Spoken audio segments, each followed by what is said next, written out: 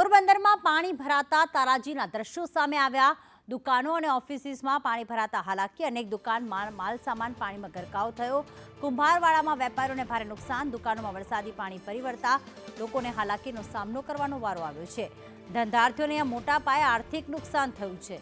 દુકાનો ઓફિસમાં પાણી ભરાઈ જતા કિંમતી વસ્તુઓ, જે કિંમતી સામાન હોય છે, તે આખું પાણીમાં ગરકાવ થઈ ગયો હતો। કુંભારવાડામાં ભારત બેકરીમાં પાણી ફરી વળતા 7 થી 8 લાખનું નુકસાન થયું છે। દુકાનોમાં પાણી ઘૂસતા ધંધાર્થીઓને લાખોનું નુકસાન થયું। પોરબંદર શહેરના અનેક વિસ્તારો છે તે પાણીમાં ડૂબી ચૂક્યા છે। હાલની પરિસ્થિતિ અતિ ગંભીર બની છે। જે ધંધાર્થીઓ છે, આપણે એક બેકરીમાં આવી ગયા છે। કુંભારવાડામાં પાઉં બનાવવાની બેકરી છે। એના જે માલિક છે તે આપણી સાથે જોડાઈ ગયા છે।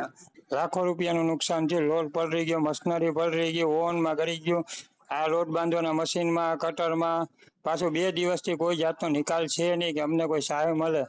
અમારો જાજો માલ નુકસાન થઈ ગયો છે। આ જો બ્રેડ થઈ ગઈ, એટલીમાં બેસનનું ભર્યા। આ પાણીના લીધે ભાઈ ક્યાંથી પાણી આવ્યું, શું આવ્યું કે ખબર નથી। આજે 40 વર્ષે પહેલી વાર મારી જિંદગીમાં મને પહેલી વાર આ પાણી જોવા મળ્યું। 3 દી થયા પણ કોઈ અહીંયા આવ્યું નથી તપાસ કરવા। જી, વાત કરીએ તો જે આ એક બેકરી નહીં, આવી રીતે અનેક ધંધાર્થીઓ છે જેની દુકાનોમાં પાણી ઘૂસી ગયા છે અને લાખો કરોડો રૂપિયાનું છે નુકસાન થયું છે। અને હાલ લોકો છે તે તંત્ર પાસે મદદની આશા રાખીને બેઠા હોય તેવા દ્રશ્યો પણ સામે આવ્યા છે। ઋષિ થાનકી, સંદેશ ન્યૂઝ, પોરબંદર।